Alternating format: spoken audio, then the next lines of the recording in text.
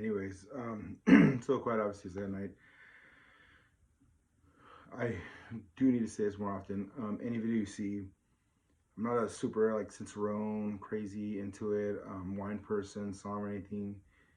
The main reason I did this is because there was a lot of regular everyday people that either couldn't talk to someone like that or were felt they couldn't, or they always met somebody that was kind of like overwhelming in the wrong way, not help guiding them, just being like, oh, it's not this, not that.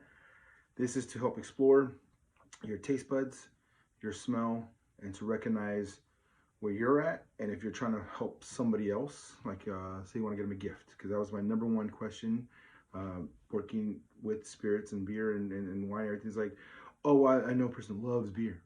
And they had zero idea of where they're at. So learning your basics of lagers, Bock, porters, IPAs, pale ales, and just ales.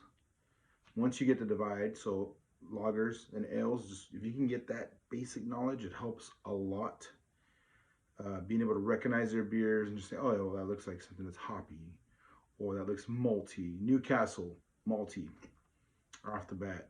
Porters, malty. Box, malty. Dark, toasty.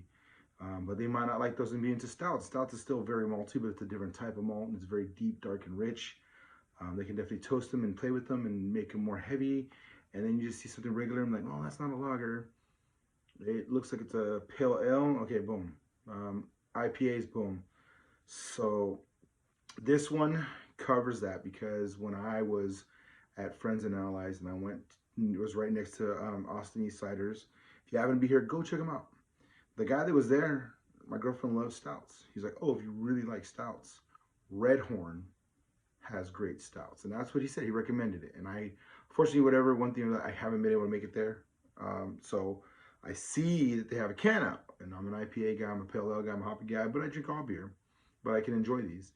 I wanted to start bringing up that because they're in Cedar Park. Probably a good chunk of people know about this, but now they're distributing. And that's a big step for a brewery, period. So this being a Hap Slappy pale ale at 7%. Didn't look too much to it. Obviously, they're going for a strong hoppy beer. Like you can look up all the different ones. I'm just going to describe the best I can of what I get from the hops. Because no matter what the blends are, the main things you want to know is the type of bitterness. And that's a hard one. Because either it's a light bitterness, it lingers, not bad, or it can be strong, or it can sit in the back of your tongue. Those are things that you want to know or to see what people like comparing their IPAs, especially if you're with somebody and they're a beer person, you're not. You can definitely break it down and kind of get close into it and enjoy it. There's just some beers are just amazing and people love them when they're full and abundant of flavor, and this is probably one of them. So it's still beautiful, dark golden color, very clear. When they put more wheat, that's where you get more of your hazies, which I learned later. But I've heard of unfiltered ones where they can just let it go, and it's usually wheat beers. You don't need a lot. So this is the bitterness is orange peel. That's what it recognizes to me. A little papaya. Slight pineapple, very minimal. Not agave. It's all the citrus, all the easygoing.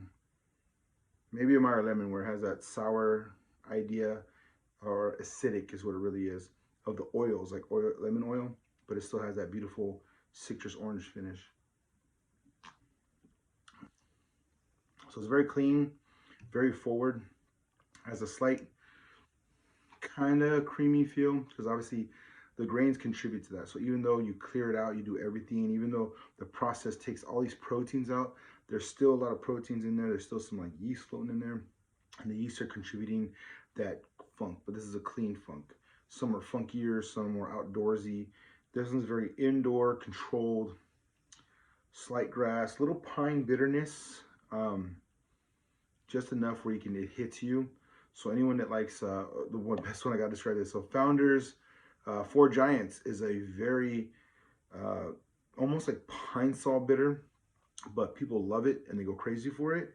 This is like a backup. It's good, not that intense, but still good, still clean, still sharp, but beautiful and balanced. So Redhorn, I want to try your stouts. I love you guys. This is not anything where they're paying me or nothing. I'm just trying to let them know, send a message. There's people out there trying to discover you guys. And honestly, bringing out this, competing with the other breweries, give them their chance. Let them try this.